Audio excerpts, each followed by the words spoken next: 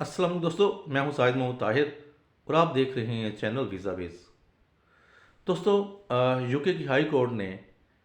गुज़श्ता सोमवार को मंडे को एक फ़ैसला दिया है जिसमें यह कहा गया है कि रवांडा माइग्रेशन प्लान बिल्कुल जायज़ और लॉफुल है, कानूनी है। उसमें इंसानी हकूक़ की कोई खिलाफ वर्जी नहीं हुई है, ना ही किसी जनेवा कन्वेंशन के तहत किसी किस्म की इंसानी हकूक़ की खिलाफ वर्जी उसमें होना नहीं पाई जाती। ताहम उसने उसके साथ साथ उनमें से स्पेसिफिकली जो बंदे आपको मालूम है कि 14 जून को एक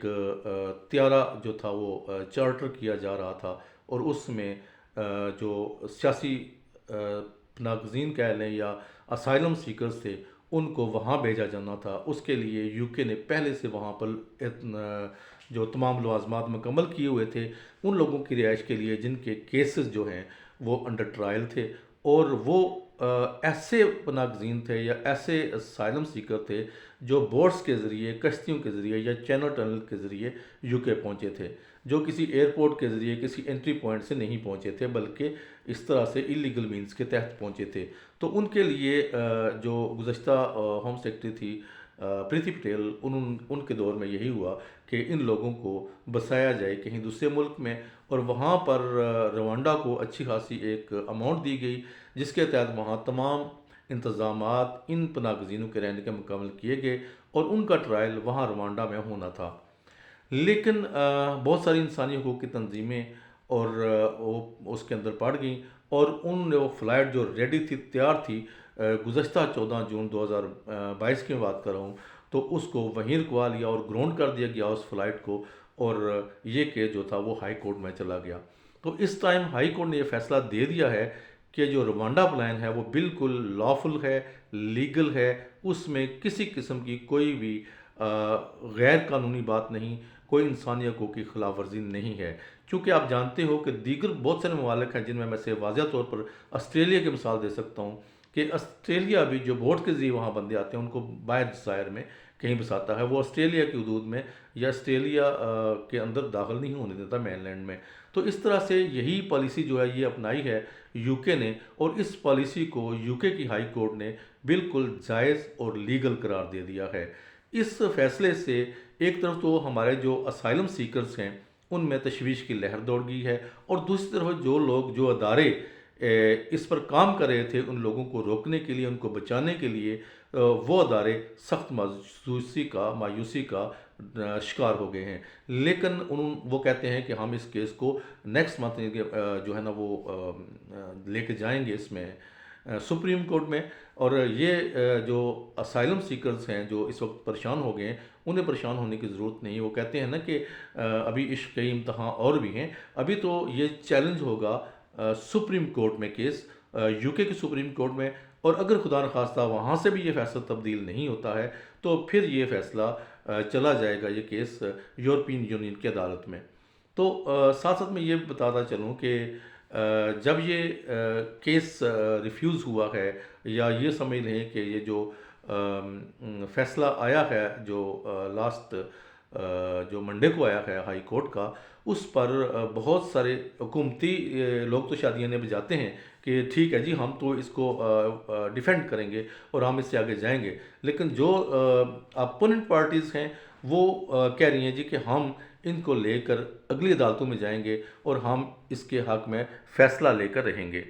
मौजूदा होम सेक्रेटरी सोहेला ब्रह्मन ने कहा है कि वो इस फैसले से मुतमिन हैं और ये कि वो इसको बरकरार रखने के लिए अपनी जद्दोजहद जारी रखेंगी। उन्होंने ये भी कहा है कि वो पुरअमन हैं, सॉरी माज़रत, कि वो पुरुमीद हैं कि यही फ़ैसला जो है वो अगली कोर्ट्स में भी इनके हक़ में आएगा जो कि जनवरी में अपीलें समाप्त होनी हैं, जनवरी 2023 में। उन्होंने ये भी कहा है कि वो किसी भी चैलेंज के साथ निपटने को तैयार हैं और वो अपनी इस पॉलिसी पर अमल दरामद और अमल पैरा रहेंगे। जबकि दूसरी तरफ लेबर के शैडो होम सेक्रेटरी ने इसको इंतहाई गलत करार दिया है और कहा है कि ये बत्ताखोरी, और बड़ा अजीब सा लफ्ज़ उन्होंने इस्तेमाल किया था। जी हाँ, उन्होंने कहा है कि जी ये नाकाबिल अमल पॉलिसी है, ये बत्ताखोरी और गहरे नुकसानदेह के ज़ुमरे में आती है। तो ये इस तरह की बातें जो है वो अपोनेंट्स की तरफ से आ रही हैं اور جو انسانی حقوق کی تنظیمیں تھیں انہوں نے بھی اس پر شدید نکتہ چینی کی ہے۔ تو بات آپ کی سمجھ میں آ گئی ہے کہ اب دونوں پارٹیاں اپنی اپنی جگہ پر پر اعتماد ہیں۔ ایک پارٹی وہ ہے جو حکومتی پارٹی ہے، وہ چاہتی ہے کہ جو اسائلم سیکرز جو بوٹس کے ذریعے کشتیوں کے ذریعے انلیگل جو یو کے اندر یو کے کی حدود کے اندر داخل ہوتے ہیں، ان کو ایٹ لیسٹ ان کی ٹرائل یو کے اندر نہ کی جائے، بلکہ کہ یو کے باہر جا کے انہوں نے ایک ملک چنا ہے روانڈا، وہاں پر انہوں نے انویسٹمنٹ بھی کی ہے کہ وہاں پر ان کا ٹرائل کیا جائے، اس کے بعد ان کا جو ہے نا وہ ان کا فیصلہ ہو کہ وہ اسائلم لینے کے حقدار ہیں یا نہیں، اور اگر اسائلم ملتی بھی ہے پھر بھی ہو سکتا ہے کہ وہ انہیں روانڈا میں ہی رکھنے کا پروگرام رکھتے ہیں، تو انہیں واپس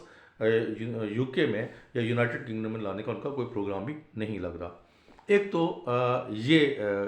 نقطہ نظر ہے اور ایک پالیسی ہے جو حکومتی پالیسی ہے، اور حکومت کے خلاف جو پالیسی چل رہی ہے وہ یہ ہے کہ